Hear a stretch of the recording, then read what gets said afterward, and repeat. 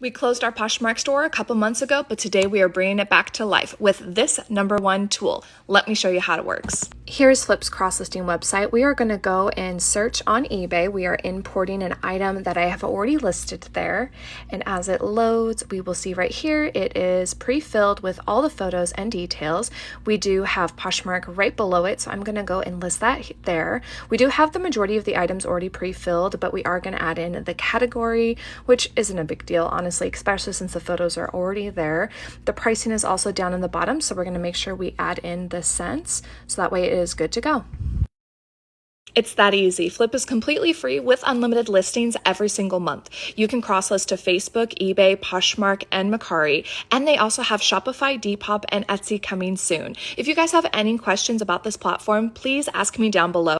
They do have additional tools that I will be sharing soon.